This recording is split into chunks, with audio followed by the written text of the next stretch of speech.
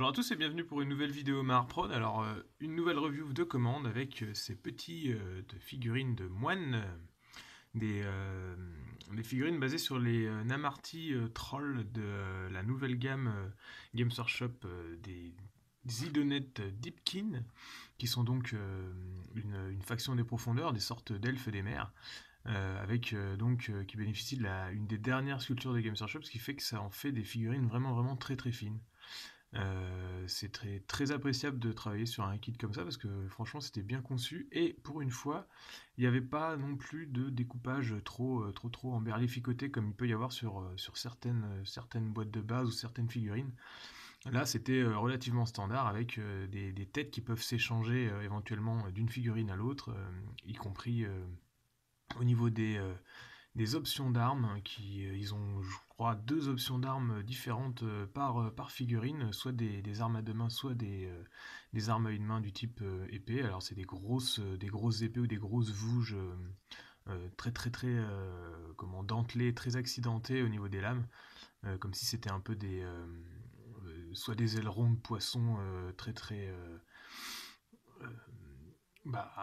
d'inspiration des rascasses un peu. Je sais pas si vous connaissez les poissons qui ont vraiment beaucoup de piquant et puis ce genre de truc, des ailerons de requin éventuellement, ou alors un côté récif. Et c'était appréciable parce que du coup le kit est bien conçu, c'est on va dire basique, hein, deux bras, éventuellement des découpages au niveau des mains pour placer les mains et puis euh, changer assez facilement d'option, même si chaque option va avec certaines figurines. Là c'était plutôt agréable d'avoir un kit, on va dire, avec des découpages standards. Qu'est-ce que j'ai fait sur cette commande? On va changer de figurine pour que vous en voyez une autre. En gros, la première chose, c'était donc de composer les poses, les bras avec les bonnes figurines. Alors je disais que les têtes sont échangeables, mais pas tout à fait parce qu'il y a quand même des têtes, on va dire, féminines et des têtes un peu plus masculines avec des mâchoires un peu plus épaisses. Mais vous pouvez aisément les changer d'une figurine à l'autre, ça c'est complètement compatible. Donc en premier, j'ai enlevé les armes principales qu'ils avaient tous, et je devais transformer ces figurines en une sorte de moine guerrier, un peu style Shaolin, avec tous donc des bâtons de combat qu'on nomme Bo dans les arts martiaux plutôt asiatiques. Et puis ensuite, ils ont pas de globe oculaire Dieu, parce que c'est des personnages, des figurines qui sont censés vivre dans les profondeurs. Et là, mon client, lui, ne fait pas cette faction-là, donc il voulait juste le visuel de ces figurines pour le côté moine qu'ils ont, c'est-à-dire assez habillés sur le bas du volume et puis très peu habillés sur tout ce qui est torse. Et donc il a eu l'idée de leur masquer les yeux avec des bandeaux que j'ai refait donc en résine verte. Là ma lumière est toujours aussi pourrie avec mon système de prise d'image. Mais en gros vous voyez le petit verre clair là qu'on aperçoit sur le bandeau qui est en fait de la résine verte, qui est beaucoup plus verte que ça dans la réalité, hein, mais bon, je sais pas pourquoi ça rend comme ça à l'image, il faut vraiment que je change d'appareil.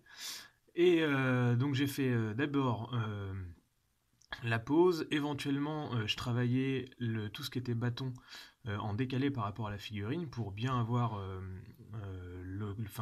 la possibilité de resculpter, de retailler autour du bâton, éventuellement de reponcer. Le bâton il a été fait en Magic Sculpt avec un tout petit peu de milliput pour la base. Et puis après le bandeau lui c'est que de la résine verte, il a été fait en dernier. Et puis une fois que le bâton était bien travaillé, je pouvais le coller sur la figurine et puis travailler un peu plus les raccords avec éventuellement des petits jus de green stuff liquide pour corriger aux endroits où il y avait un petit peu de raccord à faire, que ce soit au niveau des poignets ou alors entre les bâtons où c'était parfois plus difficile d'accéder. Le bâton, il a été fait tout autour d'une tige en métal sur laquelle j'ai recouvert de matière. Et puis je devais lui donner ce côté un peu anguleux, mais sans plus donner de veines, parce qu'on peut bien sûr travailler le bâton en allant jusqu'à faire les veines du bois, par exemple, ou alors le laisser complètement lisse. Ici, c'est une sorte de bâton de pierre anguleux, ou de bois très dur, mais du coup on voit pas les veines du bois, on voit juste le côté taillé à la serpe un peu. Ça fera l'objet d'un petit tuto. Alors bon, je sais pas quand je sors cette vidéo, donc peut-être que le tuto est déjà sorti ou alors qu'il sortira dans quelques semaines, mais je vous montrerai comment sculpter un bâton sur une figurine dont vous avez fait la modification. Donc là on en a un avec une pose un petit peu aérienne, comme s'il allait donner un grand coup, ce qui donne des poses assez dynamiques, hein, c'est assez sympa. Et puis du coup j'ai donné du mouvement avec le bandeau à l'arrière. Alors le bandeau c'est pareil, c'est pas de la résine verte pure, contrairement à ce que je dis en début de vidéo d'ailleurs. Mais c'est un petit mélange de résine verte avec un tout petit peu de Magic Skull, ce qui fait que le mélange devient plus dur. Et à la sortie, on peut, enfin une fois qu'il est bien sec, on peut le retailler un peu. Et surtout, il fait qu'il est un petit peu dur comme ça, mais qui garde la souplesse quand même de la résine verte, ce qui fait que pour des figurines de jeu, c'est assez intéressant. Faut pas que ça soit cassant, mais faut pas que ça se torde non plus. Pour donner le mouvement comme ça, bah, en fait j'ai simplement mis en extension les figurines. Une fois que j'ai fait les bandeaux, j'ai fait attention à les mettre les unes sur les autres dans une position où le bandeau tombait vers le bas, pour qu'ils sèchent dans une position étendue. Et donc je devais également faire on va dire l'état-major complet pour ceux qui ont joué anciennement à Warhammer Battle. Je sais pas s'il y a encore ce genre d'options, c'est-à-dire musicien, porte-étendard, champion pour les jeux Age of Sigmar. Mais là, donc, on a le porte-étendard qui est fait sur la base d'une sorte de bandeau qui s'enroule autour du bâton pour pas faire un bête drapeau et que le bâton reste la hampe de la bannière reste une arme de combat quand même à la base. Donc ça c'est pareil, j'ai composé donc un grand bandeau de résine verte mêlé avec un petit peu de Magic Skull que j'ai enroulé autour d'un support que j'ai laissé sécher presque jusqu'à la fin du temps de séchage, et ensuite je l'ai défait légèrement du support, je l'ai collé en place et puis je l'ai laissé se mettre en forme autour de la figurine en collant juste à certains points. Alors en fait il est collé sur les toutes petites extensions là de la robe ici, que je montre avec mon petit doigt, et puis peut-être, ah oui, il est collé au niveau du bandon juste derrière la tête. Et après bon, il aurait tenu sans ça, mais sinon il aurait trop bougé, donc toujours dans la figurine de jeu et que ça soit solide, j'ai voulu faire assurer un peu le truc. Et puis ensuite j'ai refait le raccord sur le bâton en remettant une petite boule de résine verte sur la fin qui s'enroule et qui vient s'attacher autour du bâton. Et puis j'ai fait la petite déco qui vient comme si on va dire il y avait une bande de cuir plus un morceau de métal qui tienne une autre texture pour le bandeau. Qu'est-ce que j'ai fait d'autre là, sur le musicien, en fait, on est parti en accord avec le client sur pareil, quelque chose qui devait rester une arme de combat, donc en fait on lui a fait une grosse flûte traversière. Enfin, c'était une petite idée que j'ai eue en passant quand on s'est demandé quel instrument on pouvait lui donner.